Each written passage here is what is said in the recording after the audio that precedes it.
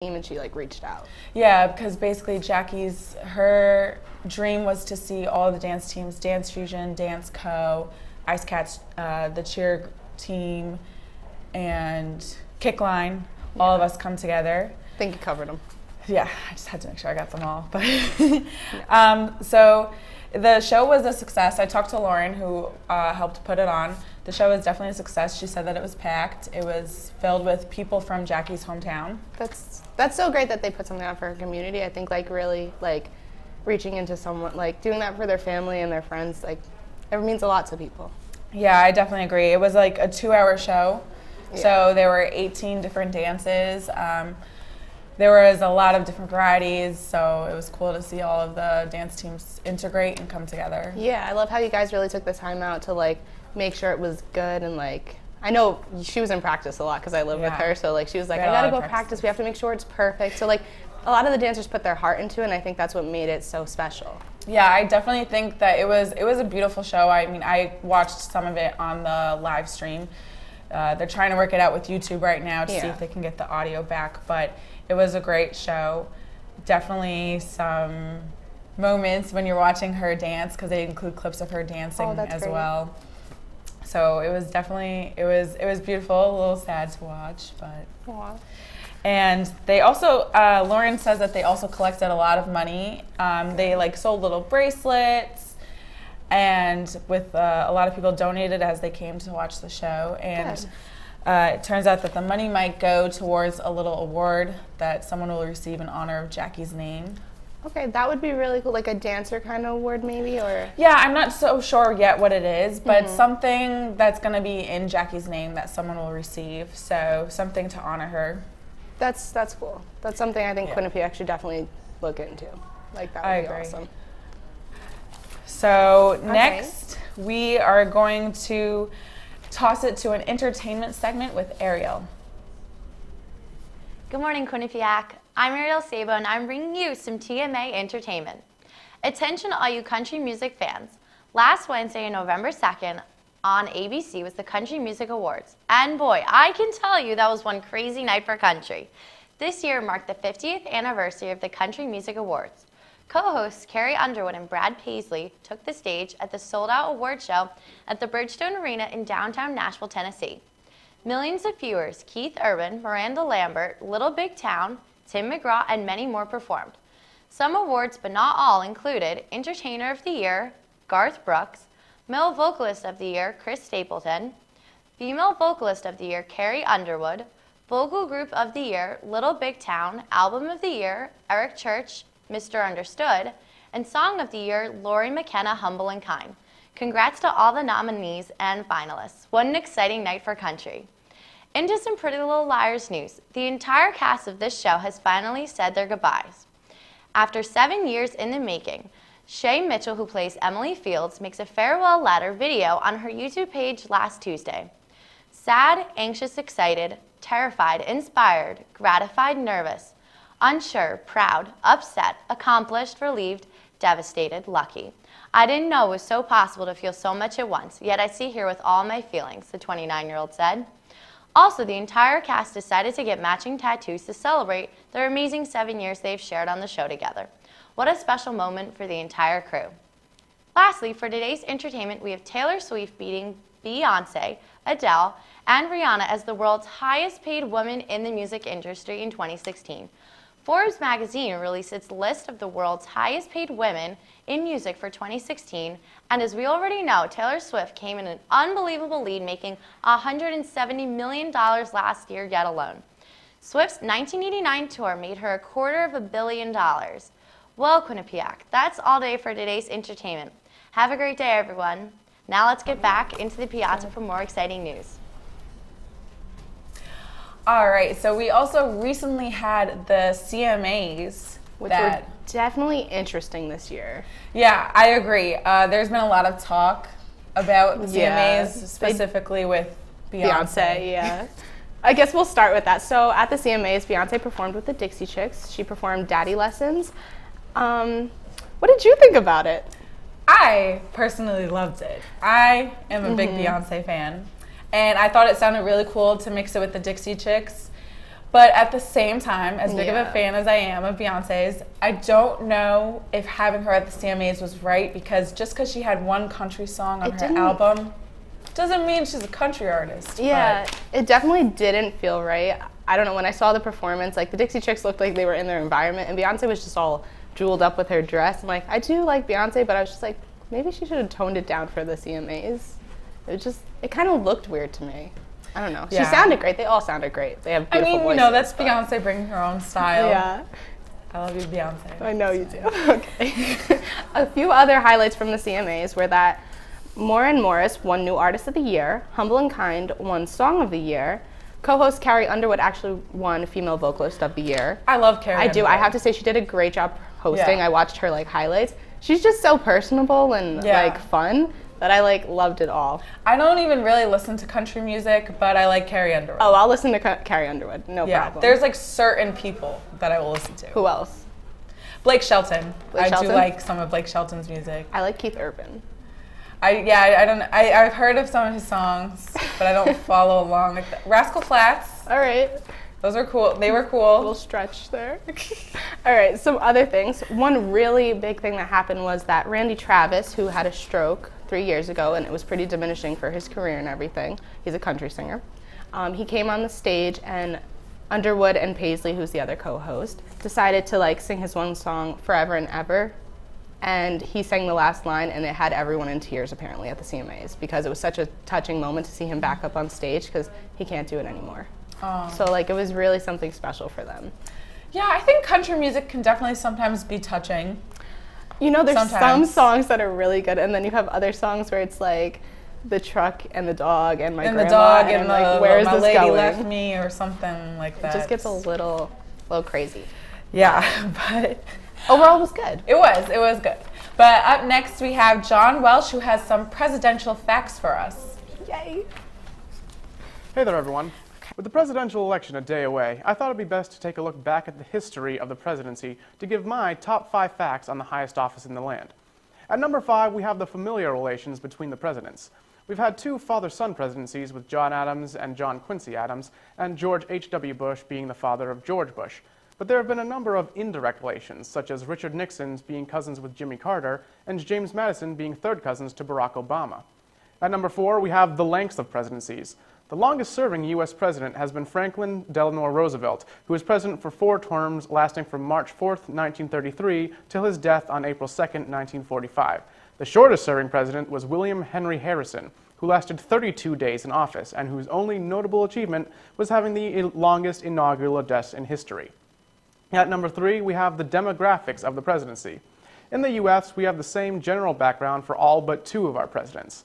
All presidents have been white Protestant males, save for John F. Kennedy, who was Catholic, and Barack Obama, who was black. At number 2, we have the assassinations of the presidents.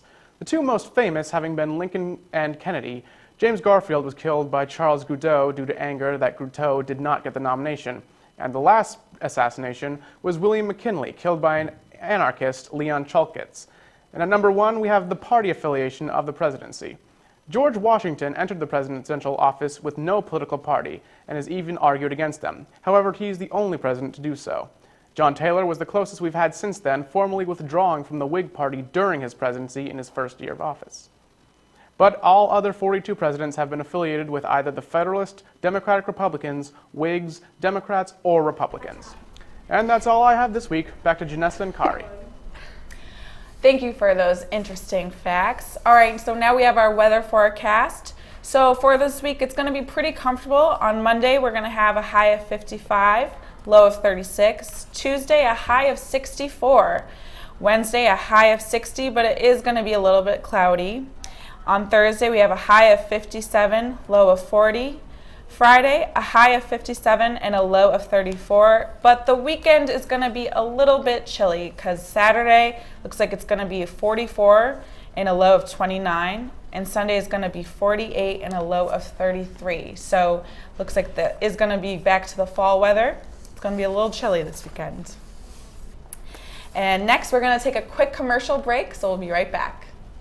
It's 9:30 Eastern, and you know what that means. Sports Pause is on the air. We'll have ball played up the middle. Emmanuel with little cheek. off the play. Preseason just boils down to going after another national championship and not necessarily focusing on the one before.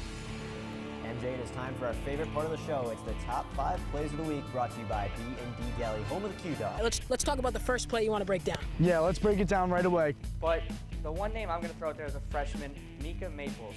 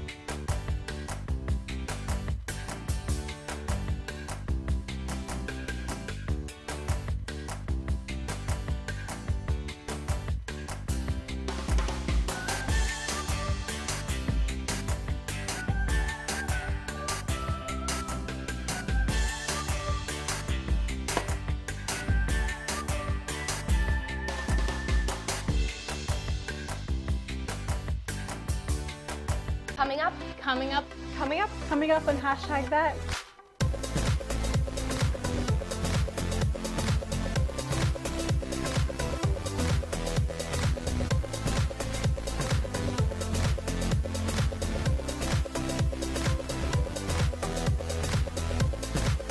We are your source for FNFBX entertainment news.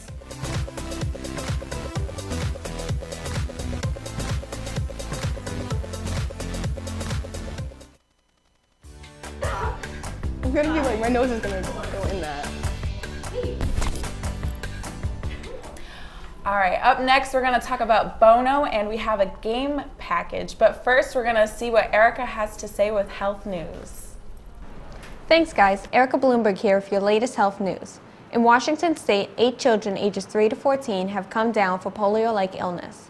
This illness, acute flaccid myelitis, attacks the nervous system and could possibly lead to paralysis if left untreated. However, unlike polio, this has no vaccine for prevention.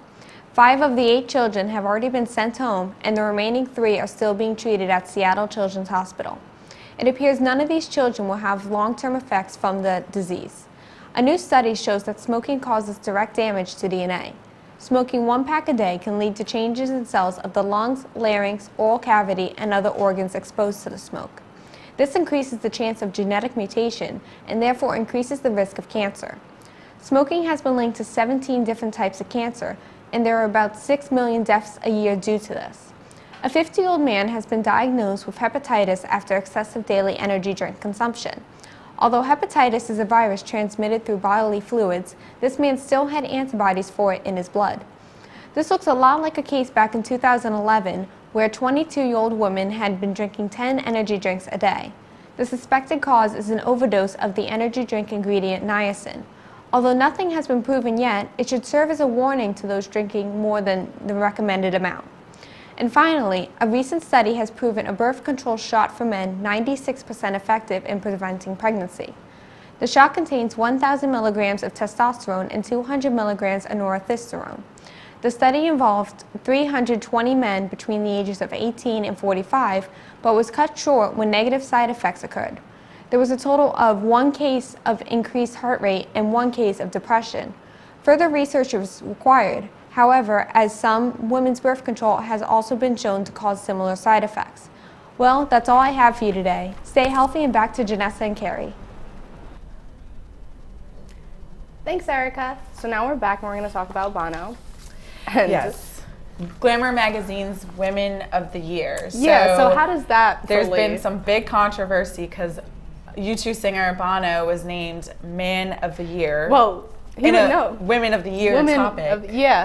It doesn't make sense. I'm not seeing the connection there. Neither am I. So they're saying that they awarded him first Man of the Year because of his campaigning for women's rights. And that's all great. That's really good. Thank you for helping women out and everything. But I feel like that really defeats the purpose because basically Women of the Year was created to get rid of this patriarchal view society that we live in. Yeah. And so having a man be the first man of the year just really, I think it just defeats the whole thing. It just makes no sense to me, because when will a woman ever receive Man of the Year? Yeah, if there was such a thing as Men of the Year, you'll never see a woman win that. You really wouldn't. And there obviously was a lack of women or something that they couldn't find another. Like one I've seen some tweets, and someone said like, oh, because there isn't enough like 3.7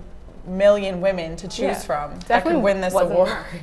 You know what else makes me mad? Like, okay, yes, I'm glad he's advocating for women and everything, but he's never been a woman. He doesn't know what it's like to be a woman. He hasn't grown up, experiencing every month, every emotion that women feel, like how we're treated. Exactly. It's totally different when you're a man and a woman. I understand. I really do appreciate like what he's doing, fighting for women's rights and whatnot.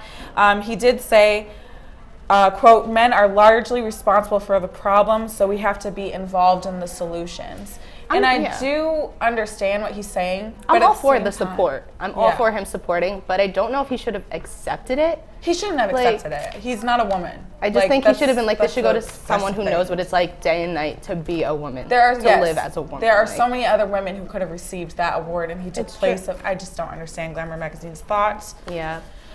We can go on all day for this. Yeah, but next we actually have to see what Mike has in store for us with his game package. Thanks guys, Mike here, and I'm back once again to torture my Q30 friends with another almost impossible game. This week it is Crazy Hexagon by Zhang Chao. Let's see how they do. Wait, I'm trapped. This is so frustrating. Oh, ooh. Ah, what's happening? What's happening? What? Wait, what's happening? What just happened? What's going on? What's going on? I'm stressed. I need to talk to a professional. I feel claustrophobic right now. Should I just go faster? Is that the strategy? Oh. Is there a strategy? A secret? Or a cheat, maybe? Oh my god! I cheated the game. You cheated the game. I cheated the game. Look at this. Look at this. He's cheating. I'm cheating. Oh. All right. So now now try and find another wall. Definitely. Oh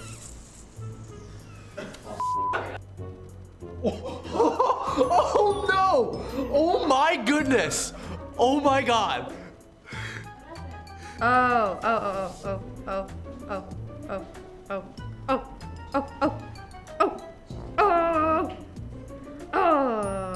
long did I get? Every time I think I have it, it's like, nah, you ain't got it, fam. Wow. What do I win? It's all about anticipating the next move. Ah!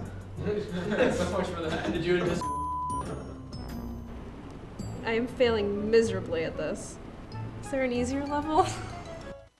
Wow, I'm gonna have seizure by the end of this.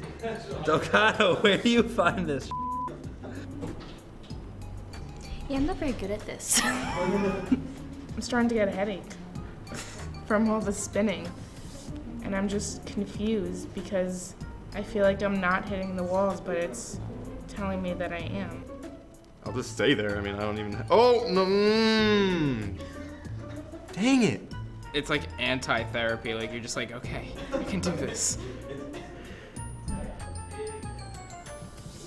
Nope. MJ, just complete. All right. That's enough spinning and dying for now. So let's send it back into the piazza with Janessa and Carrie. We're going to take a quick commercial break, and when we come back, we have some guest interviewers.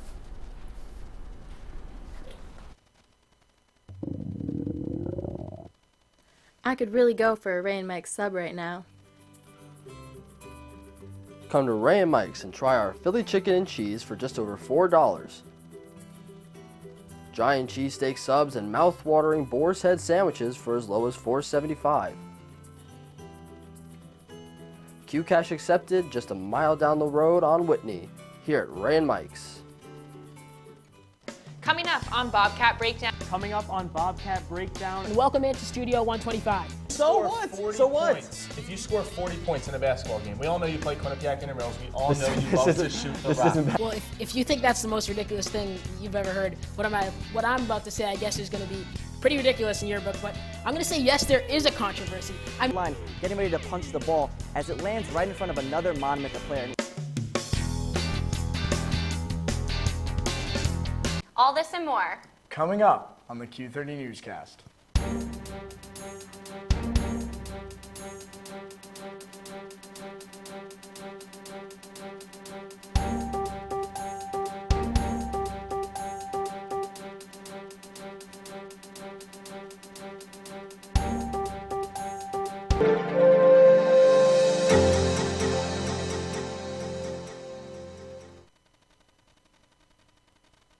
Coming up, Coming up.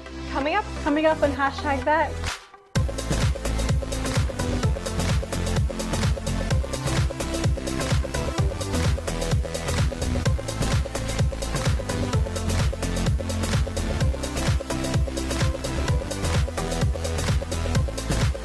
We are your source for Quinnipiac's entertainment news.